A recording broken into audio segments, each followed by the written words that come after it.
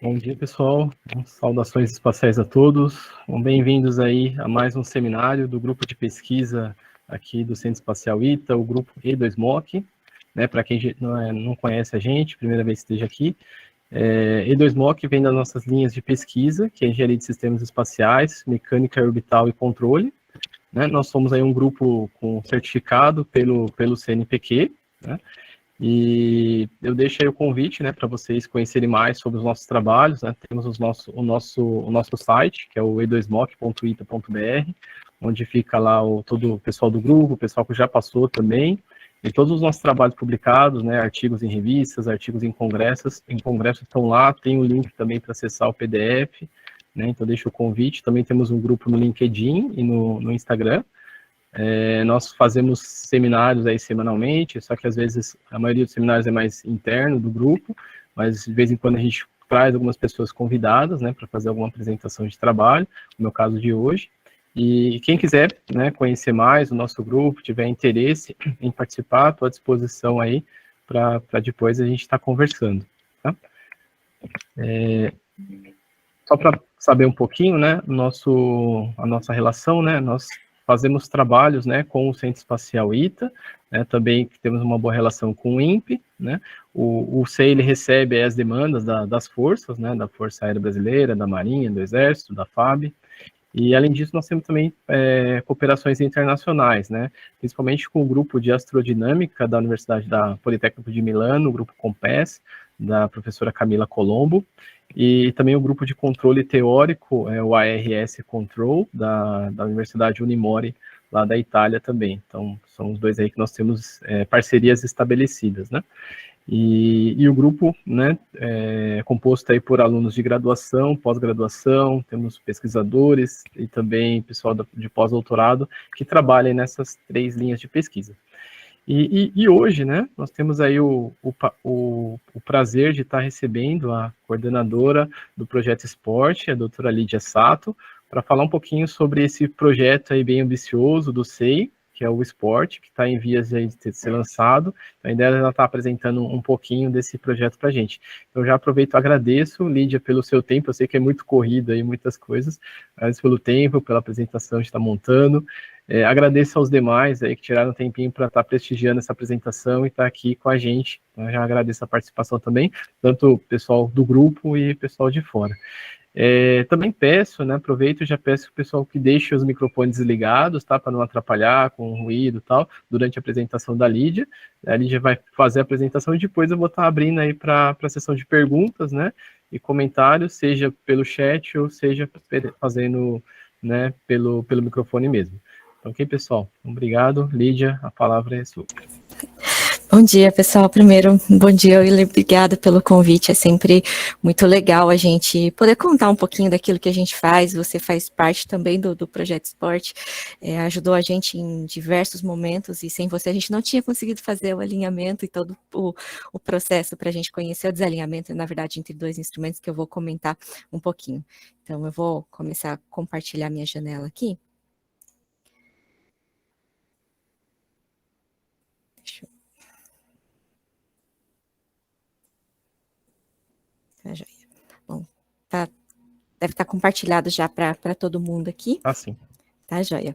Então, na verdade, eu vou falar então um pouquinho a respeito da Missão Esporte, na verdade, representar toda a equipe que trabalhou nesse projeto.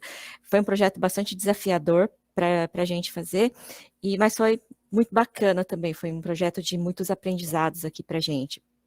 Então, para começar um pouquinho, vou falar a respeito do padrão CubeSat, falar um pouquinho da origem dos parceiros, a relevância da missão, algumas coisas a respeito do conceito de operação, o processo de montagem e integração, os testes que nós fizemos e a preparação para o lançamento. Então, só para todo mundo ter uma ideia, um pouquinho por onde a gente vai caminhar durante a apresentação hoje. Então, começando aqui um pouquinho falando a respeito do padrão CubeSat, porque, embora eu acho que já seja muito comum e todos conheçam, para aqueles que não são familiares, a gente ter um mesmo entendimento daqui para frente, Então, o padrão CubeSat, na verdade, surgiu dentro da universidade, da Universidade Politécnica da Califórnia, e isso em 1999. E a ideia, na verdade, foi um desafio dos professores para que os alunos pensassem de uma forma diferente e pudessem desenvolver um satélite completo que fosse extremamente pequeno. Ao longo do tempo, esse pequeno cubo de 10 centímetros de aresta, ele ganhou uma projeção muito grande, virando até um grande projeto de negócio para muitas organizações, né? Então, só para a gente contar um pouquinho a história, e aqui eu fiz questão de deixar em inglês os termos que eles colocam a respeito do surgimento do padrão CubeSat. Então, como eu falei, o padrão CubeSat, ele é um cubo de 10 centímetros de aresta, denominado de 1U.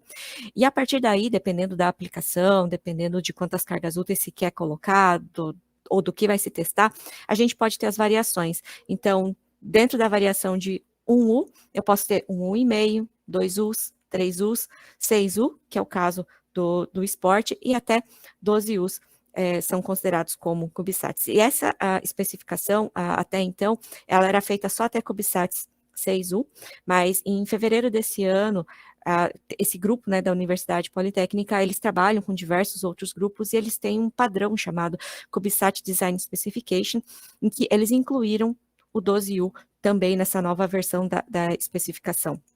E aqui uma foto de um dos primeiros CubeSats que foram lançados em órbita pela ISS. Então, foi da Auburn University, e ele foi um CubeSat que operou, e junto com ele foram lançados outros 6 CubeSats, e esses foram os primeiros que foram lançados em órbita.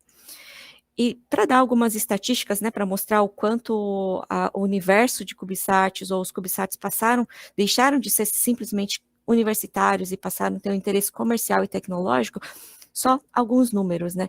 Então, existe um banco de dados de CubeSats bastante famoso, que quase todos os artigos de CubeSats vão referenciar, que é o nanosats.eu, e ele mostra aqui o número de lançamentos de CubeSats ao longo dos anos, desde o ano 2000, nesse começo, né, até 2003, quando foram lançados os primeiros CubeSats, existiam-se satélites pequenos, mas não nesse padrão, de um cubo de 10 centímetros de aresta, com interfaces mecânicas padronizadas, com sistemas de ejeção em órbita padronizados. Então, são esses primeiros que ele coloca aqui embaixo. E a gente começa a ver que existe uma crescente do número de lançamentos de CubeSats ao longo dos anos. E aqui existe também o número de CubeSats lançados esse ano e uma previsão baseada nos lançamentos, porque sempre que a gente vai fazer um lançamento, existe uma ação que é chamada manifesto, em que eu digo, olha, eu pretendo lançar o meu satélite esse ano no veículo lançador X ou pela ISS. Então, existe uma expectativa de que só esse ano sejam lançados praticamente 650 CubeSats. E nesse gráfico a gente pode ver quais são as categorias que eles têm, desde picosatélites, CubeSats 16U, 12U. Existem várias nomenclaturas para satélites, na verdade, seja por peso, seja por tamanho, e uma que se difundiu muito fortemente nesse universo de pequenos satélites é esse padrão CubeSat entre 1U, 1,5, 2Us, até 16 Us aqui. E também um outro dado interessante, né, como isso virou uma proposta de negócio, é que também nesse mesmo site ele mostra o número de empresas e o ano de fundação e que ainda estão ativas no mercado. Então a gente vê aqui que no começo pouquíssimas empresas no ramo de CubeSats eram fundadas, mas a partir aí de 2010, onde se viu que CubeSats poderiam ser utilizados para missões tecnológicas, para até como missões comerciais, existe um boom de empresas que foram fundadas aqui a partir de 2010, 2012, tem um boom de empresas que foram fundadas que vendem produtos, serviços especializados pensando em utilizar pequenos satélites. E mesmo aqui nos anos de pandemia, a gente tem um número expressivo de empresas que foram fundadas trabalhando com esse novo filão de mercado. E só para a gente posicionar um pouquinho como é que o Brasil está dentro desse contexto de CubeSats, eu trouxe aqui só algumas imagens dos CubeSats brasileiros, né? Então, o primeiro CubeSat que foi lançado foi o Nanosat CBR-1, feito pelo INPE em parceria com a Universidade Federal de Santa Maria, em 2014. O outro satélite lançado foi a SP-14, em 2015, desenvolvido pelo grupo aqui do ITA, pelo grupo de graduação do graduação, pós-graduação e também em parceria com o INPE. O SERPENS, feito pela Universidade de Brasília, em parceria com outras universidades também, em 2015. A gente tem o ITASAT, que foi lançado em 2018, que foi desenvolvido aqui pelo ITA. Nós temos o Nanosat CBR2, que foi lançado em 2021, também do INPE. E a gente tem algumas outras iniciativas também, como o Tancredo, em 2016. Esse é um projeto bastante interessante, que foi um CANSAT, na verdade, é uma outra categoria de pequeno satélite, e que foi proposto na ideia de fazer um satélite inteiro tem que caber dentro de uma latinha de refrigerante, por isso CANSAT, e foi feito por estudantes do ensino fundamental. Então, isso foi um projeto bem interessante que eles conseguiram lançar em 2016. E, recentemente, também, a gente teve a iniciativa privada, né, que é o Pion 1, lançado esse ano, que foi uma startup que fez, e aí, uma categoria de CubeSat também, mas chamado de Pocket Cube, porque ele tem metade das dimensões de um CubeSat padrão, né? Então, ele é um cubo de 5 centímetros de aresta. Então, esses são os CubeSats. É claro que existem novas missões que estão sendo propostas, novos grupos que estão trabalhando, mas esses são os CubeSats que já foram lançados. Tá legal? E agora, entrando um pouquinho mais dentro da missão esporte, né? Então, aonde surgiu a ideia de fazer a missão esporte? Então, em 2014, houve um interesse da defesa americana e da defesa brasileira de voltar a colaborar em projetos no setor espacial. Então, após umas primeiras discussões, apresentações das equipes, em 2015 foi feito aqui no ITA um workshop envolvendo várias organizações que tinham interesse em colaborar. Então, tinha aqui universidades do Departamento de Defesa, representantes do Brasil também, e foi decidido fazer uma missão de um CubeSat, baseado na experiência que a equipe aqui do ITA já tinha com o ITASAT 1, embora não tivesse sido lançado ainda, a gente já tinha o desenvolvimento do ITASAT 1. Então, em julho de 2015, foi feita a primeira proposta de um satélite para clima espacial, e essa proposta foi enviada para a NASA Headquarters numa chamada de edital. E em dezembro de 2015, infelizmente, a nossa proposta ela foi negada. Então, esse grupo repensou em como é que a gente poderia fazer a proposta ser mais interessante do ponto de vista científico e quais seriam os benefícios que ela traria. Então, em julho de 2016, foi submetida uma nova proposta para a NASA Headquarters e, em dezembro de 2016, a proposta ela foi aceita pela NASA Headquarters e foi uma das propostas vencedoras num total de 72 propostas submetidas, o que mostra a força e o interesse que tinha-se nessa cooperação e também no estudo do clima espacial. Em paralelo, a gente vinha aqui no Brasil preparando uma proposta também para os órgãos de financiamento brasileiros, que no caso foi a FAPESP, mas infelizmente a gente não teve a nossa proposta do lado brasileiro, que pagaria a plataforma aceita. Então, nós refizemos a proposta FAPESP, submetemos em junho de 2017, e em setembro de 2017 a proposta FAPESP foi aceita, com o peso também de já termos a proposta aceita nos americanos. Mas ainda tinha um porém, que era a questão que nós, eu acho que foi no final de 2017 ou no início de 2018, o acordo de cooperação de uso pacífico entre Brasil e Estados Unidos tinha expirado. Então, foi feito todo um trabalho para que esse acordo fosse assinado novamente. Em março de 2018, esse acordo foi assinado, e até então a gente tinha algumas restrições nas informações que a gente podia trocar com os americanos. Embora a gente tivesse um bom relacionamento, todo esse interesse de trabalhar, algumas informações técnicas bastante específicas não podiam ser trocadas ainda entre as duas nações. Então, como eu falei, né, o Projeto Esporte, ele é um projeto em parceria Brasil e Estados Unidos, onde ficou decidido que os Estados Unidos seria responsável pelo desenvolvimento de todas as cargas úteis e também responsável pela logística de lançamento. O Brasil é responsável pela execução da plataforma, montagem, integração e teste do modelo de voo do satélite, também responsável pela operação do satélite uma vez em órbita, e em conjunto as duas nações trabalhariam com a ciência, tanto na elaboração da ciência, quanto também no tratamento dos dados e na geração de dados científicos para a comunidade, que tragam benefício para para todo mundo, né? Então, são os parceiros desse projeto, o ITA, o INPE, a Agência Espacial Brasileira, o Comando Sul dos Estados Unidos, a Aerospace Corporation, a Universidade do Texas em Dallas, a Universidade do Alabama em Huntsville, a Universidade Estadual de Utah. Tá? E por que clima espacial? Qual que é a relevância dessa missão para a comunidade em geral?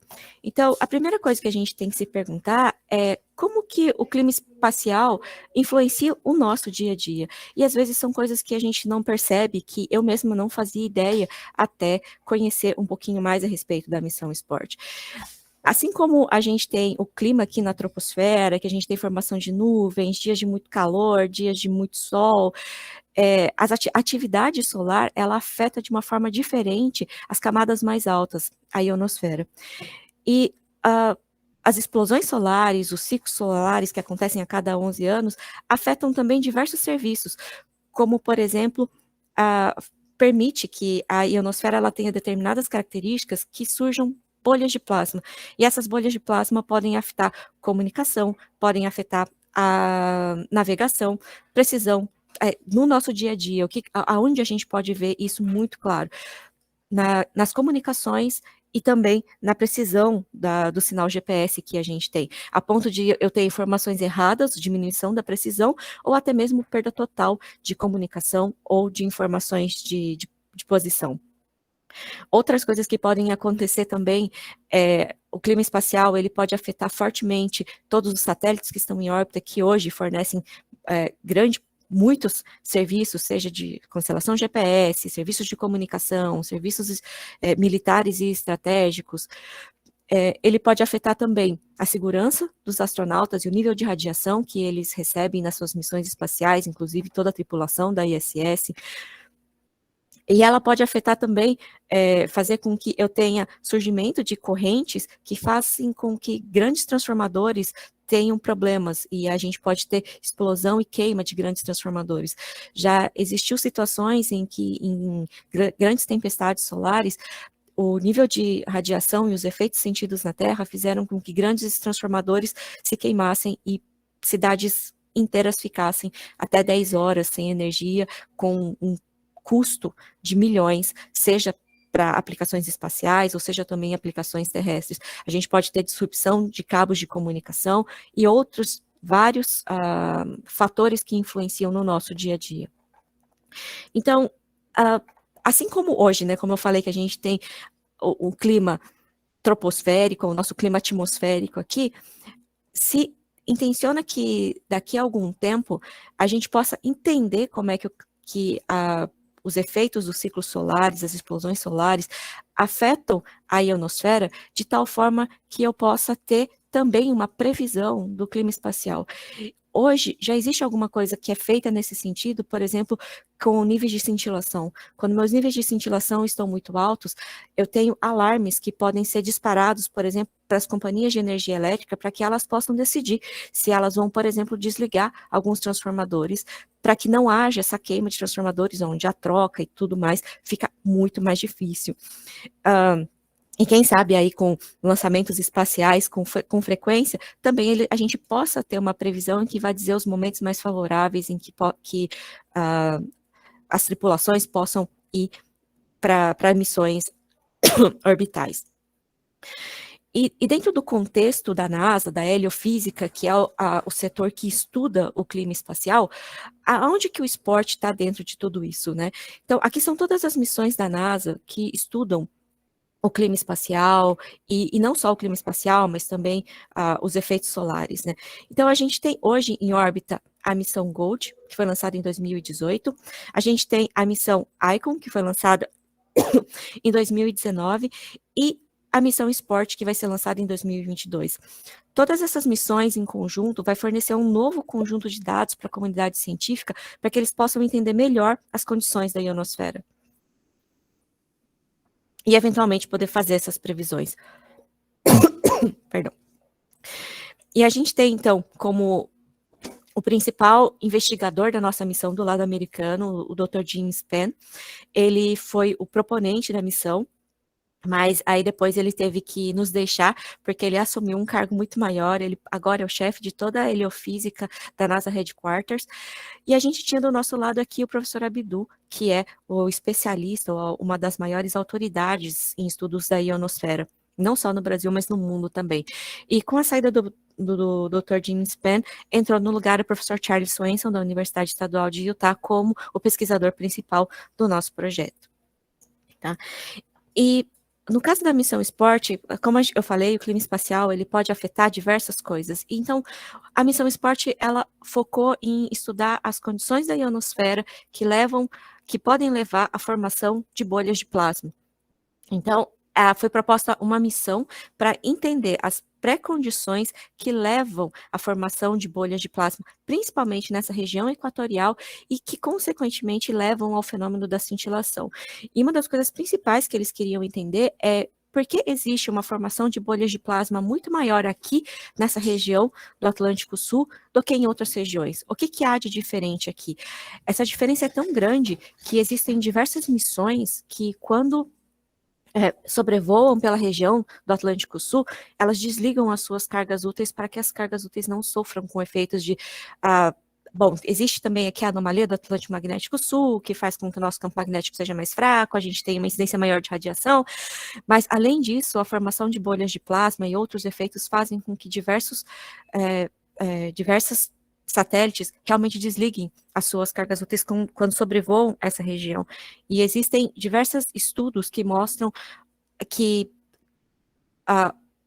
alguns sensores, principalmente Star Tracker, eles falham com uma frequência muito maior quando sobrevoam essa região do que quando sobrevoam qualquer outra região do mundo. Então, a missão Sport, ela tem a intenção de fazer medidas da ionosfera in situ para a gente entender qual é a condição ou qual é o estado da ionosfera que permite que tenha formações de bolhas de plasma a uma determinada altitude e em diferentes longitudes. Então, por que é mais acentuado aqui na África, por exemplo, e não é tão acentuado em outros locais? E como que essas irregularidades nessa altitude em que o esporte vai sobrevoar estão relacionados com as cintilações que são observadas. E o que é cintilação, na verdade? E aí eu vou explicar agora nesse próximo slide aqui. Esse aqui é uma representação computacional de como seria a formação da bolha de plasma. Então, aqui a gente tem uma representação das diferentes latitudes, e aqui as longitudes, perdão, né? E aqui a altitude do satélite. E a gente tem aqui as diversas camadas da atmosfera e da ionosfera. E as bolhas de plasma, elas começam a se formar, geralmente, um pouco acima aqui, entre 350 e 400 quilômetros de altitude. E o esporte vai estar sobrevoando justamente essa região. Então, eles querem entender o que acontece nessa diferença de densidade entre essa região aqui, que permite a formação dessas bolhas de plasma. E o que acontece? E o que é o fenômeno da cintilação, na verdade? Quando eu tenho uma atmosfera comportada, e eu não tenho a formação, os sinais de rádio, principalmente VHF ou sinais mais altos sofrem menos os efeitos da cintilação, com frequências mais altas, perdão. Se eu tenho uma atmosfera comportada, o sinal que é emitido do satélite é completamente recebido e sem interferências, sem alterações em amplitude e fase nos meus veículos aqui em solo ou aeronaves. Mas a partir do momento que eu tenho uma bolha de plasma, os sinais, quando passam por essa bolha, eles sofrem deformação, tanto em amplitude quanto em fase, e faz com que as informações que são recebidas em solo estejam incorretas, ou ao ponto de que elas nem possam ser reconhecidas. Existem relatos de situações de guerra em que uma tropa foi abatida porque a comunicação não chegou para eles dizendo que aquela região era uma região perigosa e os inimigos já sabiam que eles iriam para lá. Então já teria uma outra tropa para abatê-los. Então, e aí foi se estudar o que aconteceu e por que aquela tropa não recebeu a comunicação. Identificou-se que naquele momento tinha uma bolha de plasma muito grande naquela região. Então, uma analogia que a gente pode fazer com as bolhas de plasma é o efeito que a gente vê com bolhas na água. Tanto o ar quanto a água são ambientes transparentes para a luz. Mas a partir do momento em que eu estou na água, por exemplo, e eu faço um movimento e crio um distúrbio, nesse caso seria uma diferença de densidade, eu já não consigo mais enxergar. A luz, ela passa de forma diferente. Então, essa é uma analogia que a gente pode fazer para entender melhor um pouquinho o que é o efeito da cintilação para as ondas de radiofrequência. E aqui é uma representação de o que a gente quer entender. Então, aqui a gente tem a hora local de uma determinada região. E aqui em relação à altitude. A gente quer entender qual que era a condição da ionosfera aqui por volta das 18 horas local, que 3 horas mais tarde levaram para essa mesma região a formação de bolhas de plasma. Então, e as bolhas de plasma, ela tem essas características que elas vão se formar muito mais ao entardecer para o anoitecer do que ao longo do dia. Ao longo do dia elas não ocorrem. Então, aqui também é um entendimento do que a gente quer medir. Então, ok, a gente já sabe qual que é a relevância, a gente já sabe quais são os nossos parceiros, mas como é que a gente vai operar essa missão? O que ela precisa fazer? Então, a ideia é quais são as medidas que são de interesse para a gente? Então, a primeira coisa que a gente tem que determinar é o que é interessante a gente levar para entender as características, para medir a ionosfera. Então, de novo, fazendo uma analogia, na atmosfera a gente tem alguns sensores que medem chuva, então no espaço a gente poderia medir doses de radiação, temperatura na Terra, temperatura no espaço, a pressão que a gente tem, a gente pode medir densidade do plasma na ionosfera, velocidade de vento, a velocidade de deslocamento de plasma, direção do vento, direção de deslocamento do plasma. A gente tem sensores na Terra que medem umidade. No espaço, a gente vai ter sensores que vão medir a composição. Então, do que é composto? São íons? São elétrons? São íons pesados? E, por exemplo, aqui a gente tem para a Terra a cobertura de nuvens. E lá no espaço a gente quer medir, por final, a cintilação. Então, a primeira coisa que se fez foi definir quais são as medidas de interesse para a missão esporte. Então, as medidas de interesse são movimentação do plasma, densidade e perfil do plasma, pequenas estruturas, índice de cintilação, campo magnético e a temperatura do plasma. Para que a gente possa fazer essas medidas, a gente tem um conjunto de instrumentos que vão ser embarcados no esporte. Por exemplo, para fazer a movimentação do plasma, a gente vai usar um medidor de velocidade de íon. A densidade do plasma pode ser medida por diversos instrumentos a bordo, como o GPS Occultation, uma sonda de Langmuir, uma sonda de impedância. E também pelo próprio Ion Velocity Meter.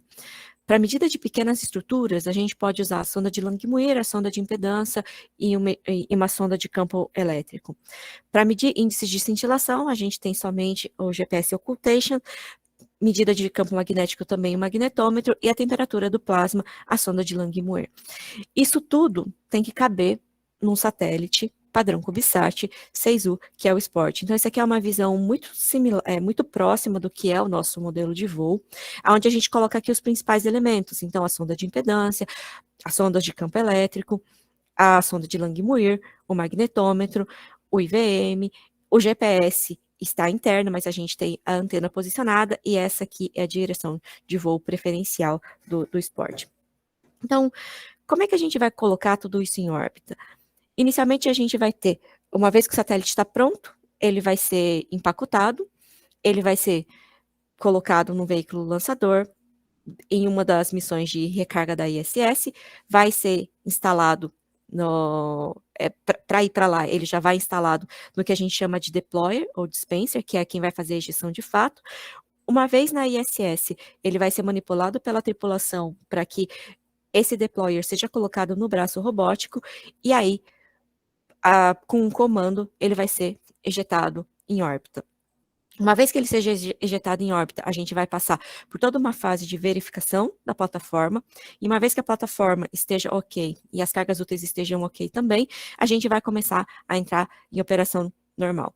Nesse momento, desde o check-out até a operação normal, a gente tem contato com as estações em solo aqui no Brasil, geralmente, né, no caso da missão esporte, todas as nossas estações solo estão concentradas em território brasileiro, e ao final da vida útil, ele vai naturalmente reentrar na atmosfera atmosfera terrestre, vai queimar, e esse é o descarte do satélite, né?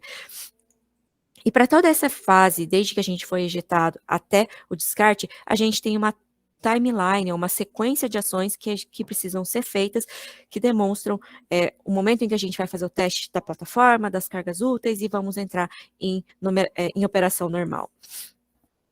Agora, para fazer tudo isso, como é que nós do ITA podemos trabalhar? Então, a gente vem aqui um pouquinho dentro do processo de montagem e integração. Todo projeto, seja espacial ou não, ele geralmente é dividido em fases, para que seja fácil para a gente poder trabalhar e a gente vai entendendo a complexidade do problema.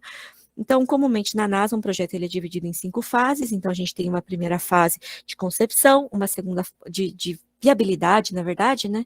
Uma segunda fase de projeto preliminar, uma terceira fase de projeto final e fabricação, a gente tem uma quarta fase de montagem, integração, teste e as órbitas iniciais, no caso do satélite, e uma fase de operação e descarte.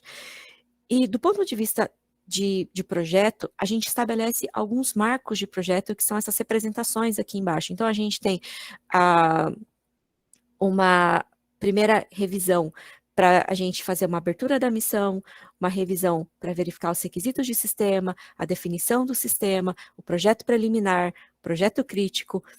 Aí a gente tem, no caso do esporte, nós fizemos uma revisão intermediária, que é uma revisão de integração, uma revisão de prontidão para testes, uma revisão antes de, uma vez finalizado, uma revisão antes de enviarmos o satélite para os Estados Unidos, uma revisão de prontidão de missão, e daqui para cá eu vou explicar um pouquinho depois. E em cada uma das fases, a gente foi aumentando a complexidade da missão, então a gente fez um primeiro modelo conceitual, um segundo modelo conceitual, então aqui são as diversas entregas que nós fizemos, e a gente pode ver que durante essa fase de projeto crítico, fabricação, e é a fase onde nós entregamos a maior parte dos modelos, sejam modelos de engenharia, protótipos, modelos de subsistemas, modelos de qualificação e o modelo de voo em si. Então, aqui nessa fase, né, assim que nós finalizamos a integração do esporte, nós fazemos uma revisão de prontidão para testes, porque aí a gente passa por testes ambientais. Nós passamos também pela Pre-Shipment Review e estamos a caminho dessa Mission Readiness Review, onde a gente vai verificar se todos os parceiros estão prontos para o lançamento. Bom, então, isso aqui é a distribuição interna, né, para a gente poder passar para vocês um pouquinho da complexidade da missão esporte. Então, uma vez que a gente fez o projeto preliminar, o projeto crítico, e a gente tem uma solução definida, aqui são todos os elementos internos do esporte, com as suas descrições. Então, a gente tem basicamente, nessa parte de baixo aqui, os itens da plataforma. Então, essa área central é onde estão os elementos principais da plataforma, junto com a bateria. Aqui a gente tem a nossa antena de comunicação, a gente tem também as rodas de reação. A gente tem, então, computador de bordo, a gente tem sistemas de comunicação, a gente tem sistemas de bateria, a gente tem painéis solares para geração, nós temos sensores para determinar o apontamento do satélite, atuadores para fazer a correção desse apontamento e manter a nossa direção de voo. E nessa parte de cima aqui, a gente tem parte das cargas úteis, né? Então, a gente tem a placa do magnetômetro, a placa do Space Weather Probes, que é todas aquelas sondas que nós estamos levando, o Ion Velocity Meter.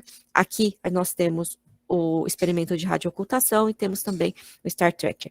E aqui é uma vista explodida de como fica o satélite, e nós temos também shields, que são estruturas de alumínio para proteger os elementos internos dos efeitos da radiação ou da radiação, e aqui o posicionamento de todos os elementos externos, né? E agora eu vou passar para vocês um videozinho do processo de AIT em si, é muito melhor do que eu ficar explicando. Então, uma das grandes vantagens de um CubeSat é essa modularidade que ele tem. Então, o nosso processo de integração, ele também é modular. A gente vai colocando os elementos principais da plataforma primeiro, e depois a gente vai colocando, e em cada etapa desse processo de AIT, nós vamos fazendo testes para garantir o funcionamento de todas as partes que estão integradas, e aí também é mais fácil para a gente identificar caso haja um problema.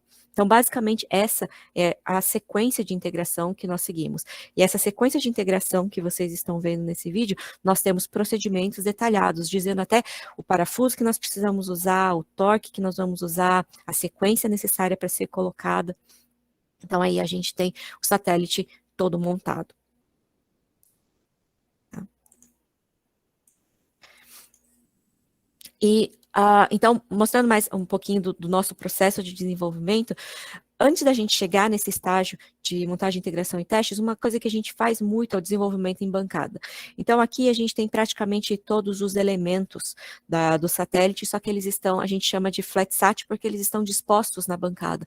Eles estão todos aqui. Então, a gente tem emuladores das cargas úteis, a gente tem modelos de engenharia de cargas úteis, a gente tem emuladores do computador de bordo, emuladores do EPS. Aqui a gente estava usando os próprios rádios que a gente iria utilizar. Então, aqui é quando a gente está fazendo toda a parte de desenvolvimento. Ao longo de todo esse ciclo de desenvolvimento também, a gente tem um trabalho muito grande de desenvolvimento de software de controle, de software de supervisão de bordo e diversos outros softwares de apoio. Então, aqui, algumas imagens dos tipos de testes que a gente faz e as saídas de como a gente pode monitorar o andamento dos testes. A gente tem também aqui no ITA uma equipe para desenvolver placas, embora exista um padrão CubeSat, a coisa que eles não são é simplesmente um Lego em que a gente vai colocar e eles vão funcionar. Então, muitas vezes a gente precisa desenvolver placas de interface, placas de expansão de capacidade, placas que atendam melhor a nossa necessidade. Então, essas aqui são as placas que nós desenvolvemos aqui, justamente para poder compatibilizar cargas úteis que não conversam no mesmo padrão, ampliar o número de linhas chaveadas, controladas, para que a gente tenha um maior controle sobre as operações de todos os elementos do satélite. A gente tinha aqui a Jéssica fazendo o projeto da cablagem, para que tudo isso daqui seja possível e a gente possa conectar cada uma daquelas caixinhas ou daqueles bloquinhos que vocês viram no vídeo, para que a gente possa comunicar entre eles. A gente precisa de cablagem, então a Jéssica estava fazendo a cablagem do modelo de engenharia, aqui o Herbie fazendo a montagem do modelo de engenharia, posicionando o painel solar, fazendo estudo de cablagem.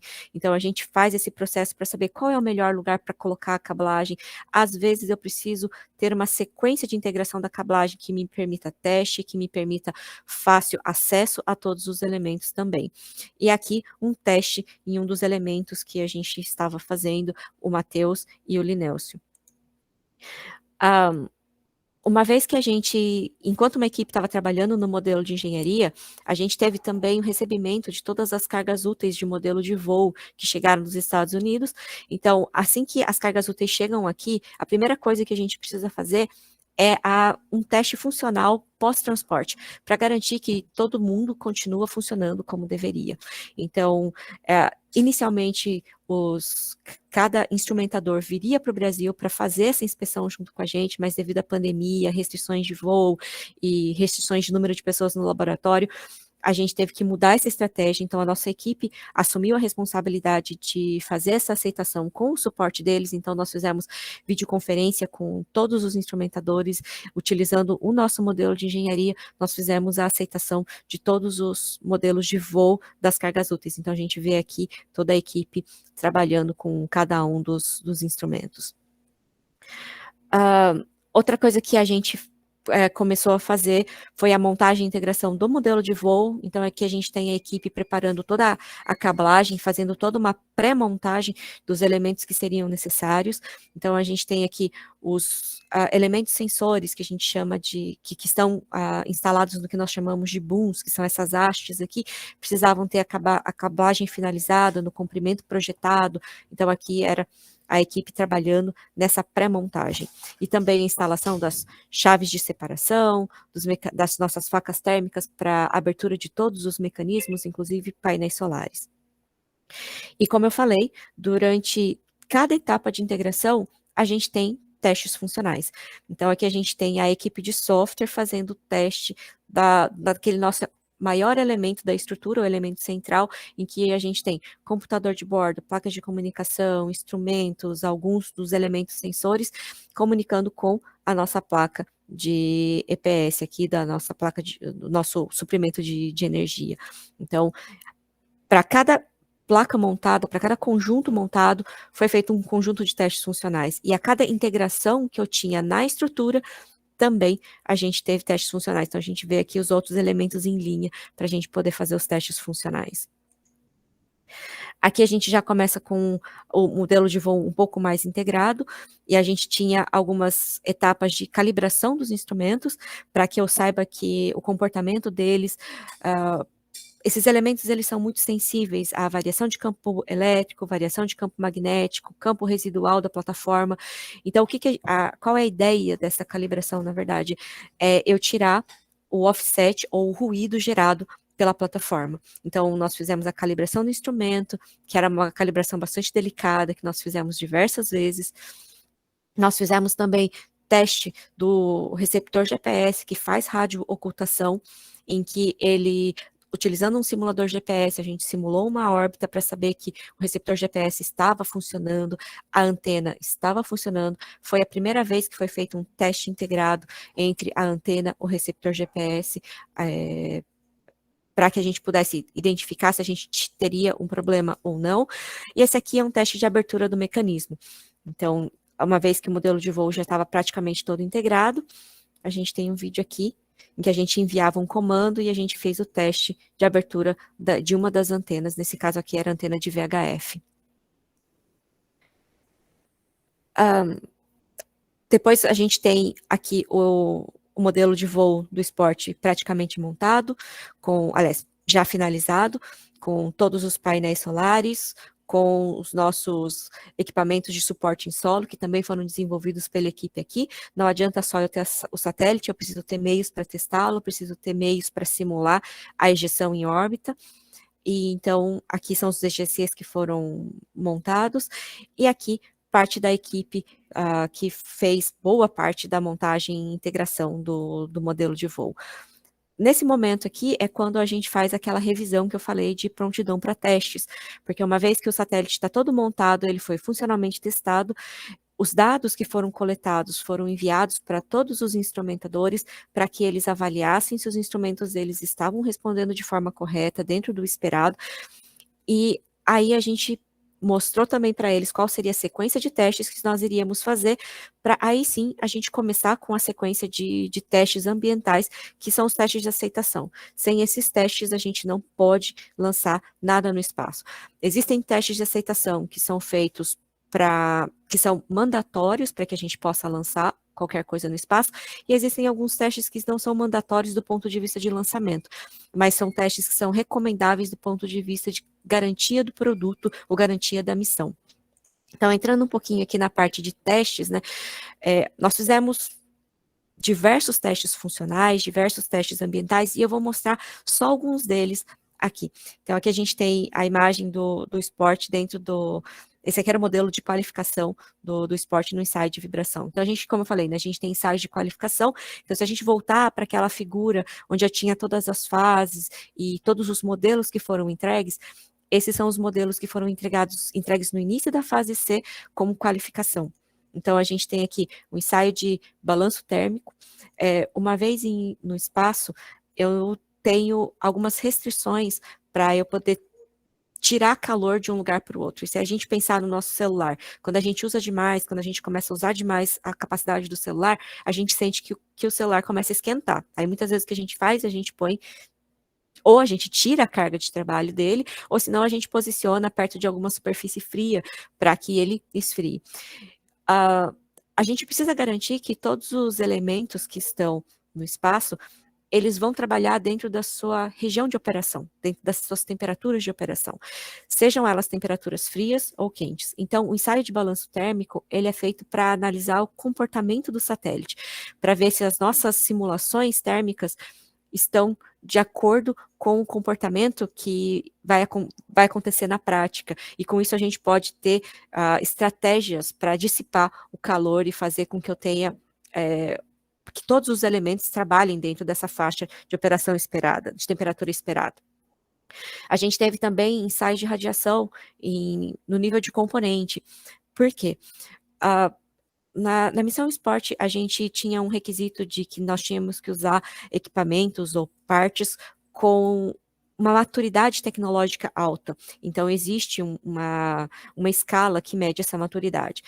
E no caso de equipamentos que não tinham maturidade alta, a gente tinha que comprovar por mais testes de que eles suportariam o ambiente espacial. Então, nós optamos por utilizar alguns tipos de componentes comerciais para aumentar a capacidade de processamento que nós tínhamos em órbita. Então, nós submetemos esses componentes a testes de radiação. Então, foram FPGAs, microcontroladores, memórias, cartões SD especificamente. E a gente viu que os que nós selecionamos suportaram o nível de radiação esperado para o tempo de emissão do esporte. Ensaios de vibração do modelo de qualificação, e aqui um fit check. Fit check faz parte do nosso dia a dia, porque a gente, como eu falei, o padrão CubeSat, ele tem interfaces padrão já definidas para lançamento, então a gente precisa sempre fazer esse fit check para ter certeza que nós não estamos ultrapassando o envelope dimensional permitido pelos provedores de lançamento. E aqui um videozinho do ensaio de ciclagem térmica.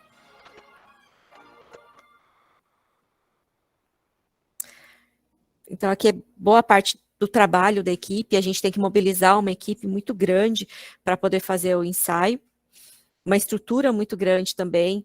É um ensaio que o tempo de preparação é muito maior do que o tempo de execução do ensaio em si.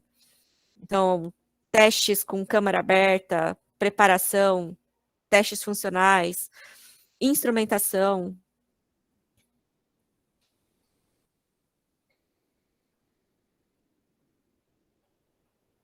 Então, aqui todos os termistores que foram colocados, testes funcionais para garantir que os elementos estavam respondendo.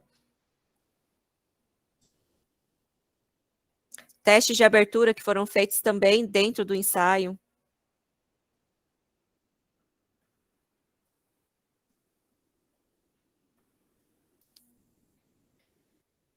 Então, esse aqui é um dos testes que nós precisamos fazer. Opa, perdão. E o outro ensaio, que também é o ensaio de vibração.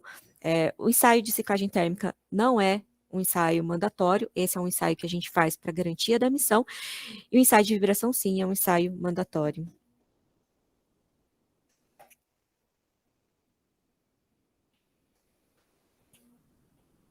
Então, todos esses ensaios foram realizados no INPE.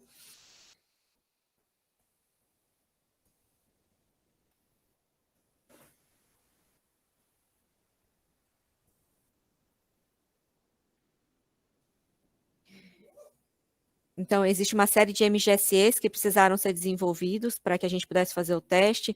A gente tem medidas dimensionais que precisam ser feitas antes do teste, mais um fit check.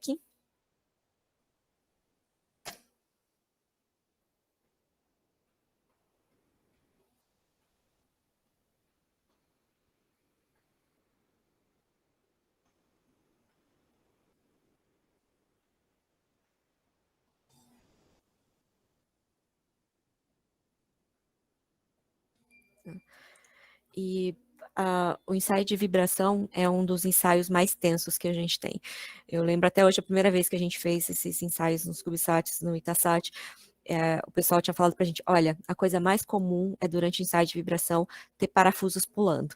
E no Itasat, a gente não teve, no esporte a gente teve um, que a gente teve até que travar depois todos os parafusos, que não eram nossa responsabilidade, era o parafuso de uma das cargas úteis, mas sem comprometer a missão, a gente parou o teste depois de um eixo, fez a trava química nesses parafusos que faltavam, e depois a gente prosseguiu com o ensaio, dali a gente não teve mais problemas. E outros ensaios que a gente tem que fazer. Então, ao longo desse tempo, a gente fez uma série de ensaios funcionais. Aqui são só o exemplo de alguns dos ensaios que nós fizemos, mas a gente teve que fazer um ensaio de medida de alinhamento entre o Star Tracker e o IVM, que é um instrumento que exige uma precisão muito grande de conhecimento da atitude. Então, a gente tem que saber exatamente o quanto ele está desalinhado com relação a algum referencial da plataforma, para que em solo eles possam fazer o processamento. E por que eles precisam dessa informação? Porque eles querem medir direção eles precisam medir, né? O instrumento é feito para medir direção de movimentação do plasma. Tá? E esse ensaio aqui foi um dos ensaios onde o professor Willer teve uma participação muito grande, ele tinha conhecimento, conhecia o pessoal do laboratório de sensores e nos ajudou a elaborar todo esse ensaio, que era extremamente importante para um dos nossos instrumentadores, e a gente executou esse ensaio algumas vezes ao longo do processo de montagem, integração e teste. Esse aqui era um ensaio magnético em que a gente queria verificar se os eixos de todos os sensores magnéticos estavam de acordo com a representação que nós temos. A gente tem um mapa com todos os sensores e todos os eixos de orientação dos sensores, e esse ensaio foi feito para verificar se os eixos dos sensores estavam de acordo com a nossa representação e a nossa expectativa. E a gente identificou que não, que existiam erros que foram passados para a gente na orientação dos sensores, e a gente teve que fazer essa correção depois.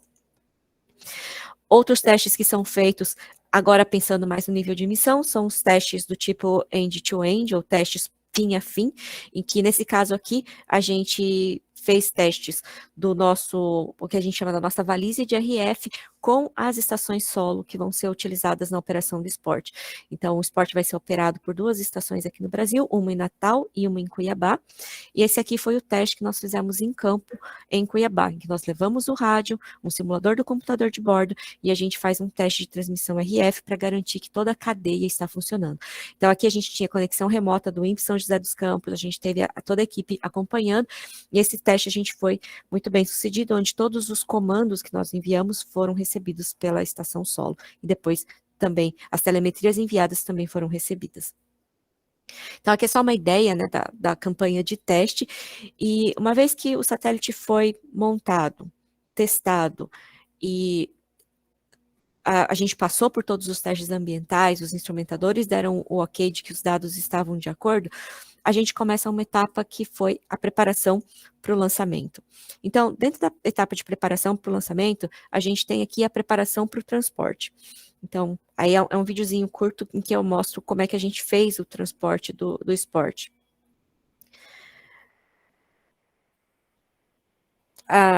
Então, o modelo de voo totalmente integrado, a gente fez uma inspeção visual, com várias fotos, e nós desenvolvemos essa maleta aqui, ou essa caixa de transporte transparente, em que o esporte ele ia totalmente fixado, com a cablagem, para que a gente pudesse fazer o teste sem precisar tirar o esporte dessa caixa de acrílico, que ela é hermeticamente vedada. E aqui a equipe fazendo a montagem para a gente poder transportar.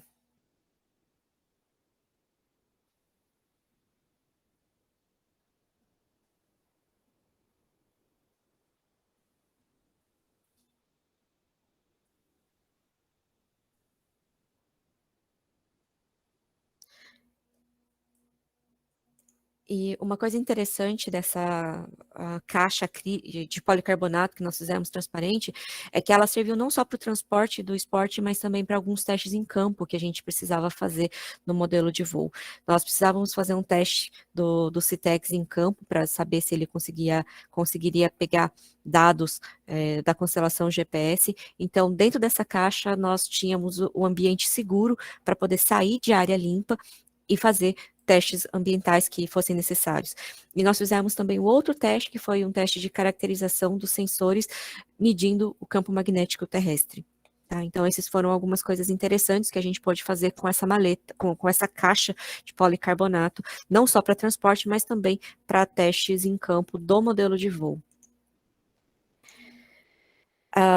Uma vez que o satélite foi transportado e estava na NanoRacks, que era o nosso provedor de lançamento, a gente fez uma primeira inspeção visual para identificar se a gente tinha algum problema na plataforma, e também testes funcionais. Então, a gente foi para os Estados Unidos com uma equipe de mecânico, eletrônico, software, e eu coordenando a missão, em que a gente preparou todo o setup para fazer uma sequência de testes, e uma vez que os testes funcionais nos indicassem que tudo estava ok, a gente poderia partir para a integração com o deployer, que é aquele mecanismo que vai fazer a ejeção do nosso satélite em órbita.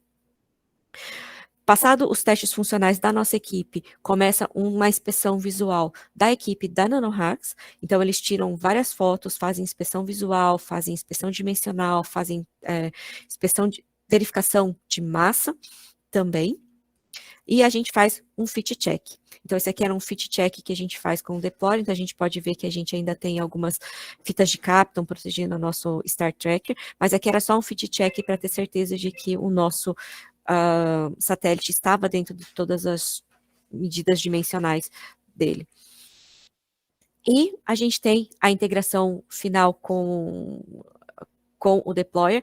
Aqui a gente já tinha a nossa carga, o nosso satélite integrado no deployer, e também o outro satélite que compartilha com a gente, esse é um satélite de Goddard, que é o PetitSat. Então, essa era uma missão que tinha que ser coordenada entre essas duas equipes, porque a integração precisa ser feita pelas equipes presentes, e é até interessante que todo o manuseio do satélite é feito por nossa equipe.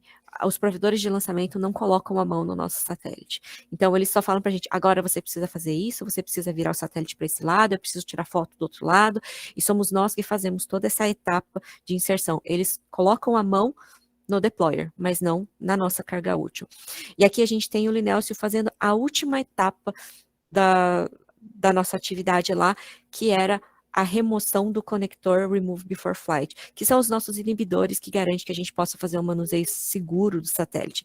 A partir daí, a inibição ela é feita por outros mecanismos, inclusive já acordados com o próprio deployer. E aqui uma foto, antes da gente fechar, em que a gente tem a assinatura de toda a equipe que participou desse processo de integração com o deployer, preparação para lançamento e o handover, que significa nós estamos entregando o nosso satélite para a NanoHacks e a partir dali ela é responsável pela sequência de missão. Então, se a gente é lembrado daquele conceito de operação, a gente integrou no deployer, agora a NanoHacks ela fez o empacotamento para que isso possa ser colocado numa missão de reabastecimento da ISS e a gente está aguardando nesse momento o lançamento. Então, algumas atividades, né, que vieram depois, é claro que a gente ainda tem muito que a gente tem feito de atividades do esporte, principalmente preparação da equipe de solo. Então, a gente tem preparado procedimentos de operação, feito testes no modelo de engenharia, feito ensaios com o pessoal de operações. Inclusive, essa semana a gente tem uma parte da equipe em Cuiabá, fazendo testes em campo com a estação de Cuiabá, para que ela esteja pronta para a operação do esporte também. E a gente tem alguns outros eventos, como a participação da equipe no SmallSat. O SmallSat, para quem não conhece, é o maior evento de pequenos satélites do mundo atualmente, e o nosso satélite Sport, a maquete dele, foi exposta no stand da NASA, Marshall Space Flight Center, uma vez que eles são os gerentes gerais e eles pediram para que a gente pudesse levar a maquete do Sport para que ficasse exposta como uma das realizações daquela instituição nesse ano. Tá, então, e aqui a gente tem o outro satélite deles também que foi apresentado lá. E aqui a equipe de projeto que participou do SmallSat, o professor Loures, nosso gerente, o presidente da agência e o Rodrigo Leonardi também da agência, que também prestigiaram o SmallSat e passaram no stand para ver a maquete do esporte. Então, em que estágio a gente está agora, né? Que, como eu falei, então a gente está aguardando, né, o lançamento do esporte, que está previsto para 2022. Aqui é uma foto antes da gente fazer a integração da nossa equipe do Brasil e Estados Unidos, então esses dois são da NanoHacks. A gente teve participação de outras pessoas do projeto da parte americana durante o handover nos Estados Unidos, então esse aqui é um deles, é o Matthew, da Universidade de Texas em Dallas. Ele foi fazer a última preparação do instrumento deles e fazer uma inspeção visual antes da gente fazer a integração final. A gente teve participação também dos alunos da Universidade Estadual de Utah, que fizeram uma inspeção e testes funcionais de todas as sondas que eles colocaram, e a gente teve a participação também da gerente do projeto, que foi olhar a integração final do esporte. Então, um lançamento previsto para novembro de 2022, hoje pela SpaceX 26, de Cabo Canaveral, e então a gente está fazendo essas atividades, principalmente de operação. Então, a gente está fazendo uma série de testes no modelo de engenharia para garantir que a equipe de operação vai estar pronta para quando ele estiver em órbita. E é isso. Muito obrigada. Poxa, Lígia, excelente apresentação, muito boa mesmo, fantástica, acho que ficou bem claro, cobriu todas as fases, poxa, isso é muito legal, pretendo até passar para meus alunos depois o link da gravação, para o pessoal da graduação também, que está vendo, a gente está vendo essa questão de cargas úteis e tal, então vai ser bacana para eles, então, muito legal mesmo. Vamos abrir agora então para perguntas, quem tiver alguma pergunta, algum comentário para fazer para a Lídia, por favor, fica à vontade, só levantar a mãozinha e aí eu passo a palavra para poder estar fazendo.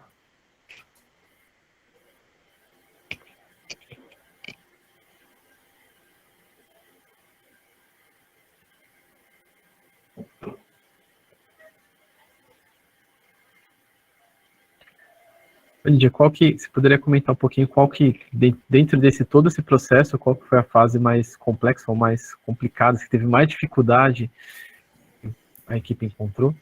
Olha, eu acho que durante o processo de AIT, assim, alguns momentos do AIT que a gente teve para fazer, os ensaios térmicos foram especialmente difíceis para a gente.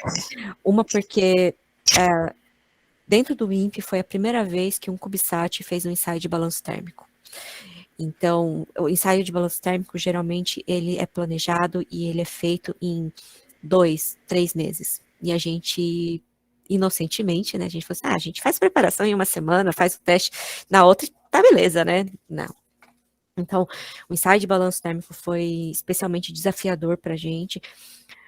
O ensaio de ciclagem térmica também, como eu falei, né, o tempo de preparo dos ensaios térmicos, ele é maior do que o tempo do ensaio em si.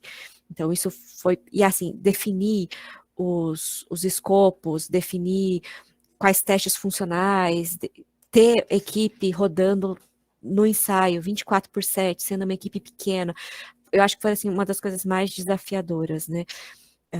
Aí, do ponto de vista de AIT, como a gente tinha um modelo de engenharia, muitos instrumentos, o próprio modelo de engenharia já era ou muito próximo do modelo de voo, a gente não encontrou tantos problemas.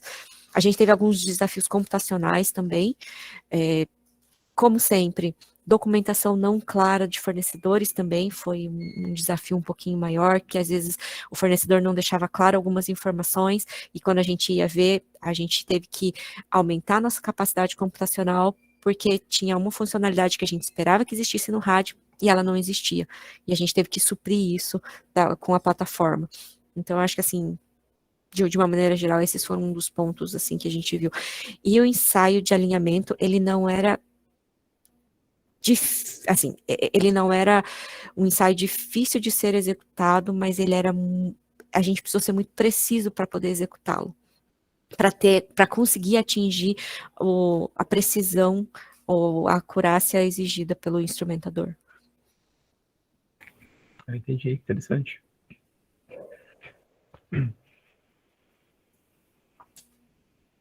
Alguém, pessoal? Alguém tem alguma pergunta para a Lídia? Oi, Sara, tô te ouvindo sim. Deixa eu te perguntar, em relação aos requisitos, como vocês faziam a gestão do atendimento deles ao longo do projeto? Eu sei que você falou de documentação, né, mas eu vejo muito mais como relatório. E como que era feito? Então, o processo de verificação, a gente tem uma equipe, né, que trabalhou com o processo de verificação, e a gente estabeleceu algumas documentos macro para a gente, né? Então, um dos nossos documentos principais é a nossa matriz de rastreabilidade. O que a gente fez nessa matriz de rastreabilidade? A gente linkou os requisitos de missão, que são os requisitos da NASA, os requisitos de sistema, que são requisitos do ITA, do INPE, e desses requisitos de sistemas, a gente mapeou em todos os testes que foram feitos, testes funcionais, testes ambientais, relatórios, análises, que foram feitas para atender aqueles requisitos. Então, dentro dessa matriz, é que infelizmente, eu não coloquei nenhum exemplo da matriz de V&V aqui, mas a gente faz esse mapeamento, e às vezes e aí depende de cada disciplina. O controle tem um relatório de V&V. em que ele mostra todos os testes. Existem testes que o nosso relatório é uma apresentação muito detalhada, contendo o procedimento e o resultado do teste, e um parecer final, em que a gente tem uma folha resumo. E a gente trouxe também da NASA uma coisa que eles fazem, que são os formulários de V&V. Cada requisito de missão, ele tem um formulário em que lá a gente diz se o requisito foi cumprido, não foi cumprido, parcialmente cumprido, e a gente linka com o nosso banco de dados de V&V. Então, cada teste tem uma pastinha, então a gente tem um banco de dados de V&V, que a gente ainda está terminando de construir, mas cada teste tem um banco de dados onde a gente tem o procedimento do teste, o resultado do teste, fotos do teste, uma apresentação do teste, e esse teste depois está linkado, né, está mapeado nos requisitos de missão e nos requisitos de sistemas. E com isso a gente fecha o processo de V&V. Tá? Muito interessante. Obrigada, Julie. Nada. Obrigado, Sara, pela participação. A gente tem uma pergunta aqui da Raquel no chat. Qual será a participação do SEI após o lançamento durante a operação? E qual a vida útil prevista pelo esporte? Tá, então eu vou responder em duas partes. Vou começar pela vida útil. A vida útil prevista, né, é de 1 ano, mas a gente tem a expectativa de que a gente consiga atingir 2 anos em órbita. Em 3, provavelmente a gente já vai naturalmente decair e ir para a fase de descarte. Aí, com relação à participação do SEI, durante todo o processo de comissionamento, ou o que a gente chama de LEOP, Launch Early Orbit Operations, a equipe do SEI, ela é responsável pelo comissionamento, tanto da plataforma quanto das cargas úteis. E é claro que nesse caso a gente vai ter também os pesquisadores principais de cada uma das cargas úteis avaliando os dados dela. Então, toda essa fase de comissionamento, nós vamos participar e nós somos os responsáveis. Então, a gente vai dizer para o INPE, para os operadores, o que seguir, como fazer, qual é o próximo passo. A gente tem um plano que está sendo elaborado, que a gente pretende seguir, mas caso a gente tenha que tomar alguma decisão, essa decisão cabe ao ITA. Uma vez que a gente passe a fase de comissionamento, a gente saiba como a plataforma trabalha e a gente vai começar na operação normal, ou operação de rotina, nós vamos ter uma revisão chamada Operation Readiness Review, em que a gente vai fazer a entrega da operação do esporte para o INPE. Aí o ITA passa, ou o SEI passa a ser acionado quando tem alguma anomalia na plataforma. Então, vamos supor que dentro da operação normal, tem algum parâmetro que está indicando que a plataforma está esquentando demais e a gente não entende o porquê. Os operadores, eles não têm o conhecimento técnico da plataforma. Então, nós ficamos de prontidão para que eles possam passar para a gente possa avaliar o que está acontecendo e a gente possa ter as ações de mitigação.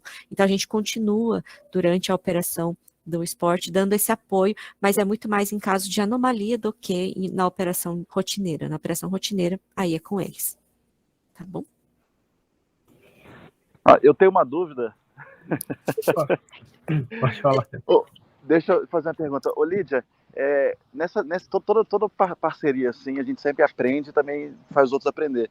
Queria saber, assim, do teu ponto de vista, o que a gente trouxe mais de importante de aprendizado aí durante todo esse processo aí, esse trabalho árduo que foi que você mostrou aí, que a gente aprendeu com a NASA e com as universidades parceiras lá dos Estados Unidos, e o que você acha também que eles aprenderam mais com a gente, assim? Eu acho que uma coisa que eles aprenderam com a gente é como ser criativos em algumas soluções, procurar principalmente assim alternativas. Uma das grandes dificuldades que a gente teve no começo era a questão de a informação técnica não podia ser passada para que a gente pudesse começar o projeto. A gente tinha um projeto que já tinha começado, tanto do ponto de vista da NASA quanto da FAPESP, mas a gente não tinha um acordo de cooperação. Então, informações técnicas não podiam ser passadas. Aí, nesse momento, a gente teve que ser criativo do ponto de falar assim, olha, eu vou projetar desse jeito e eu passo para vocês e vocês me dizem se pode ser assim ou não. E, então, assim, a questão da comunicação foi um pouco difícil. Mas eu acho que o que a gente mais aprendeu ao longo desse tempo é que a gente precisa ter essa parceria. Eu acho que os americanos aprenderam a confiar na gente, a confiar no que a gente estava fazendo. Era até engraçado, que as primeiras vezes que a gente foi fazer os testes do CITEX, da Aerospace, a gente fazia com a Rebeca, que é a pesquisadora do projeto, acompanhando e a gente filmando, mostrando exatamente o que a gente estava fazendo. E tinha coisas que a gente ia tirar um cabo, porque o equipamento veio montado no que ele chama de flexpack, que é um casezinho para proteger a eletrônica, e a gente tinha que desmontar para montar no nosso modelo. E teve uma hora que a gente ia fazer alguma coisa, e o Breno ia fazer, e a Rebeca falou, não, mas o Breno já tinha feito, aí ela, tá bom. E foi assim, só que no final, ela já estava tão confiante naquilo que a gente estava fazendo, que ela fala, pode ligar, pode testar, você me manda só o resultado depois. Então, eu acho que isso foi uma coisa muito legal, a confiança que a gente passou para eles e o quanto eles passaram a acreditar naquilo que a gente estava fazendo. A gente teve dificuldades também de questão em como trafegar informação, porque a informação tem que ser trafegada criptografada, não... distância, a gente teve pandemia no meio também, que complicou um pouquinho as coisas, porque às vezes a gente estava trabalhando, mas eles não estavam, a gente precisava de informação deles, estavam no laboratório, eles não podiam entrar, a gente estava com equipe limitada, então isso também foi algo que a gente aprendeu a trabalhar, mas isso foi bom porque eles também ensinaram para a gente desde o comecinho que é possível trabalhar à distância, porque todas as nossas reuniões com eles eram já por videoconferência, eram reuniões quinzenais. A forma como eles gerenciam o projeto também foi uma coisa muito bacana. Uma coisa que a gente ensinou para eles, e aí eu trago o que uma das revisoras falou na revisão de projeto, o quanto uma equipe pequena consegue fazer, porque ela ficou impressionada o quanto uma equipe pequena de V&V, que eram 2 pessoas na época, eu e o Emerson, conseguiram fazer em termos de definir o processo de V&V do esporte. Então, isso também a gente ensinou para eles, que o quanto uma equipe pequena, muito focada, consegue entregar de produto. Eu acho que são mais esses pontos, assim. Obrigado. Obrigado, Pedrão, pela participação. Lídia, a gente tem uma pergunta aqui do Alessandro. A NASA fez alguma exigência sobre a participação de alunos de graduação e pós-graduação no desenvolvimento da missão? Não. Mas tanto do lado do ITA quanto do lado americano, isso foi sempre muito incentivado. Tanto que a Universidade do Alabama, em Huntsville, a participação que eles tinham era na engenharia de sistema, com uma aluna de pós-graduação, de doutorado, que era a Garima, em que o trabalho de doutorado dela era relacionado à engenharia de sistemas do esporte, em como fazer uma espécie de tailoring do processo de engenharia de sistemas para missões classe D, que é a missão, o tipo de classe da missão esporte para a NASA. Então, assim, para quem não é familiar, a NASA ela tem categorias de missão. Missão classe A, B, C e D, e basicamente a diferença entre elas é o rigor com que a NASA vai fazer o processo de verificação, validação, garantia do produto, documentação, e o risco que ela pode assumir. Então, missões de classe A são missões em que ela não vai assumir risco nenhum, e missões de classe D são missões mais tecnológicas, cargas úteis da ISS, missões de mais alto risco. Então, e é a categoria da nossa missão. Então, a gente teve essa participação, e claro, do lado do Centro Espacial, todas as pessoas que participaram do projeto estão ligados de alguma forma à graduação e pós-graduação do INPE e do ITA principalmente. Mas não tinha assim, nenhuma exigência, mas sempre isso foi muito incentivado pela NASA. E por isso até a surpresa deles de ver que muitos ali estavam fazendo a sua pós-graduação, mas já tinham um conhecimento tão grande a ponto de poder desenvolver um satélite. Perfeito. Obrigado, Lídia. Mais alguém? Mais alguma pergunta? Um comentário? Leandro, você ligou o microfone? Falar alguma coisa?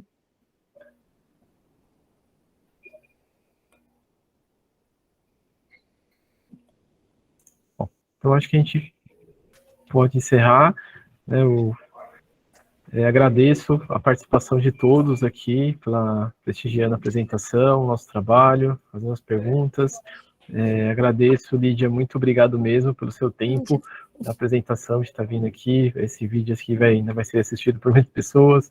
Então, é uma contribuição também para os nossos alunos aí estarem vendo o quanto complexo é, né?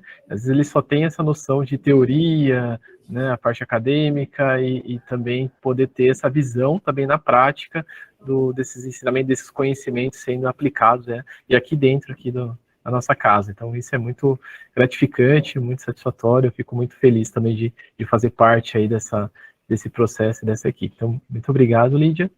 Eu que agradeço, Se quiser Willer. fazer um comentário final, para a gente encerrar.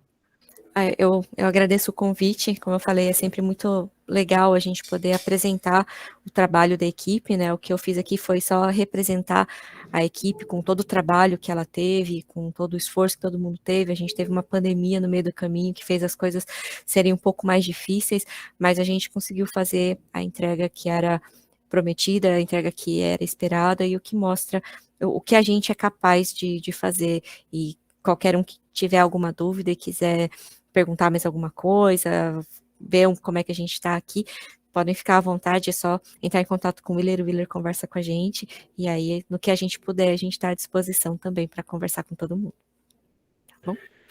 Lídia, obrigado. Obrigado, pessoal. Bom dia a todos, bom final de semana e até a próxima. Tchau, tchau. Tchau, pessoal.